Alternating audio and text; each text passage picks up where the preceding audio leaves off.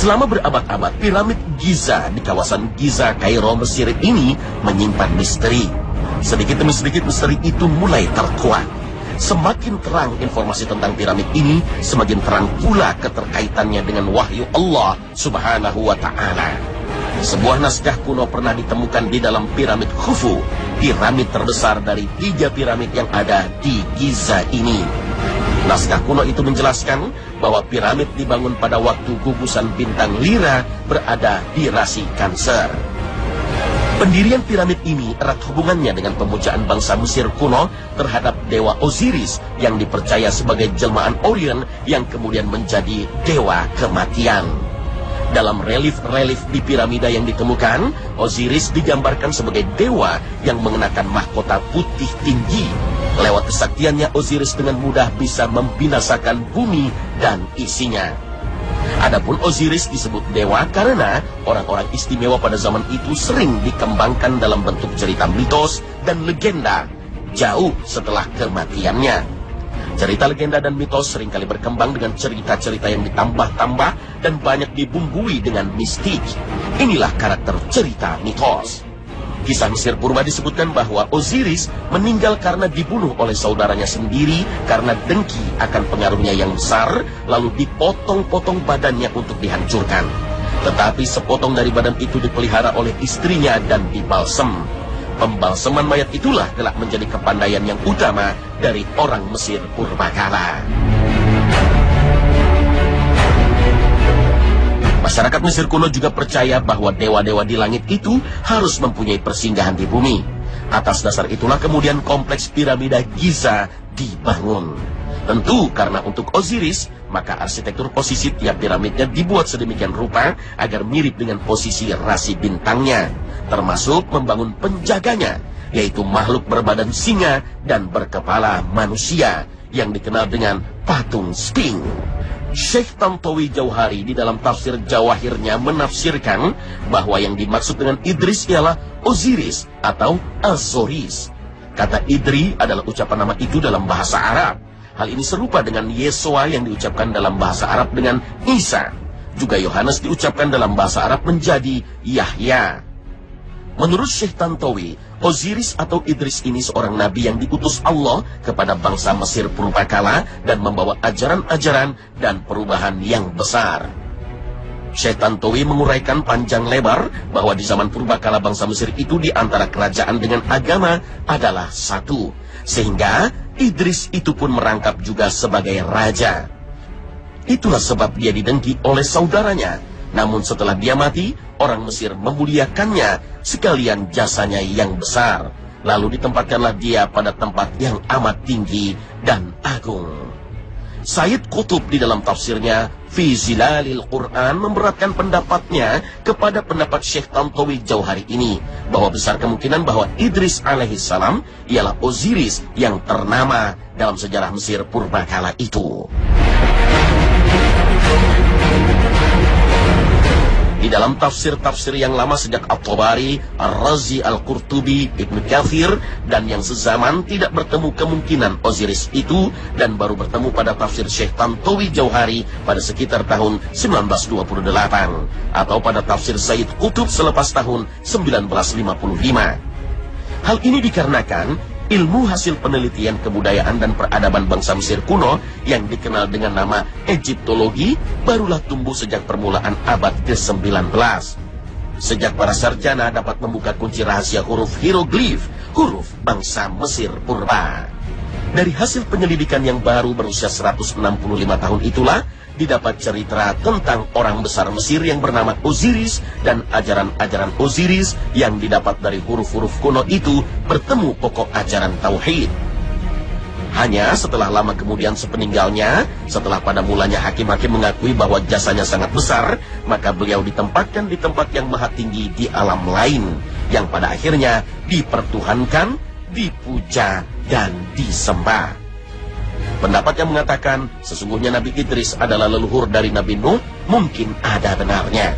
Akan tetapi jarak di antara keduanya bukan hanya 3 atau 4 generasi seperti yang dipahami selama ini, melainkan telah mencapai jarak puluhan, bahkan mungkin ratusan generasi.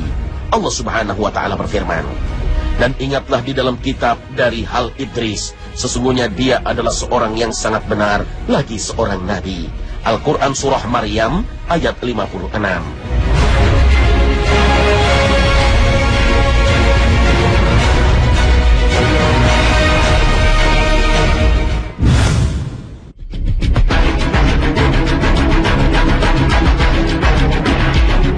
Nabi Idris diutus kepada kaum Nabi Syeds dari keturunan Qabil putra Nabi Adam alaihissalam. Beliau adalah keturunan ke-6 dari Nabi Adam alaihissalam.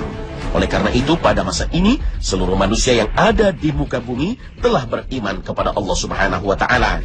Hanya saja keburukan dan kejahatan telah merajalela di kalangan anak keturunan Nabi Adam alaihissalam. Oleh karena itulah Nabi Idris banyak belajar sahifah-sahifah Nabi Adam dan Nabi Syeds hingga diutus Allah Subhanahu wa taala untuk menyeru kaumnya pada ketaatan kepada Allah Subhanahu wa taala. Allah Subhanahu wa taala membekali Nabi Idris dengan 30 sahifah, semacam kitab suci sebagai pedoman hidup untuk selalu taat kepada Allah Subhanahu wa taala. Nabi Idris alaihissalam adalah penemu tulisan pertama dalam sejarah peradaban umat manusia. Hal ini berdasarkan hadis Nabi Muhammad SAW. Dahulu ada seorang nabi yang menulis dengannya, maksudnya menulis di atas pasir. Barang siapa sejalan dengan tulisannya, demikian itulah tulisannya. Hadis riwayat Muslim.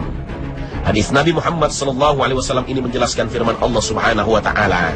Dan ceritakanlah hai Muhammad kepada mereka kisah Idris yang tersebut di dalam Al-Quran. Sesungguhnya dia adalah seorang yang sangat membenarkan dan seorang nabi, dan kami telah mengangkatnya ke martabat yang tinggi. Al-Quran Surah Maryam ayat 56. Manusia sudah berbicara menggunakan 72 bahasa pada masa Nabi Idris alaihissalam. Saat berdakwah kepada kaumnya, ia sudah menggambar pembangunan kota-kota, sehingga kota yang berhasil dibangunnya berjumlah 188 kota. Dalam catatan sejarah, bukti-bukti adanya karya tulis tertua memang ditemukan di tempat Nabi Idris menyeru kaumnya, yaitu tempat bangsa Sumeria. Hal ini semakin menguatkan bahwa Nabi Idris alaihissalam adalah manusia pertama yang mengenalkan tulisan. Selain dikenal sebagai orang yang pertama menggunakan pena, Nabi Idris alaihissalam juga dikenal sebagai ahli perbintangan. Nabi Idris adalah orang yang pertama kali menggunakan bintang sebagai penunjuk arah, waktu yang tepat untuk bercocok tanam, memperkirakan kondisi cuaca, dan lain-lain. Oleh karena itu, pada masanya orang sudah menandai rasi bintang Taurus yang dipercaya sebagai masa awal musim semi dan cocok untuk menanam. Sedangkan rasi bintang Virgo dipergunakan sebagai waktu yang tepat untuk panen.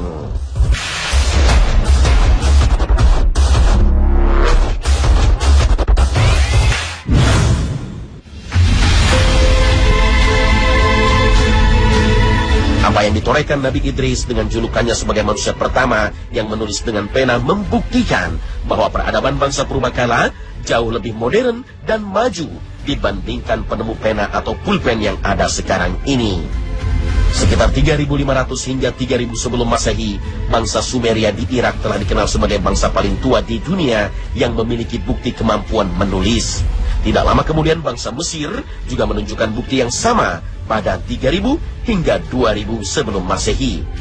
Sekitar 2.500 hingga 2.000 sebelum Masehi, bangsa Mesir membuat piramida, dan bangsa Sumeria atau Babilonia membuat taman gantung yang masih bisa disaksikan hingga saat ini. Sekitar 3.000 sebelum Masehi, bangsa Mesir kuno sudah menggunakan daun papirus sebagai alat dan tempat untuk menulis dengan cara menyusun berdampingan lembar demi lembar. Di zaman modern, ballpoint atau pulpen baru ditemukan dan dibuat oleh seorang jurnalis asal Hongaria, Laszlo Biro, sekitar tahun 1938. Ia memperhatikan tinta yang digunakan dalam percetakan surat kabar. Bersama saudaranya George, seorang ahli kimia, dia mengembangkan ujung pena yang baru berupa sebuah bola. Sekitar abad ke-6 hingga ke-18 Masehi, pena dibuat dari batang bulu unggas seperti angsa. Kemudian disebut dengan quill pen. Bagian dalam batang ini berupa pipa sempit yang berfungsi sebagai tempat cadangan tinta. Adapun pensil digunakan pertama kali ketika penduduk daerah Cumbia, Inggris menemukan kegunaan grafit sekitar tahun 1500-an Masehi. Mereka menggunakan grafit tersebut untuk menuliskan atau menandai hewan ternak mereka. Karena grafit terlalu lunak untuk menulis, lalu diberikan bahan pelapis yang lebih kuat dan keras. Penemu atau pencipta pensil modern adalah Matthew Aaron Solnit.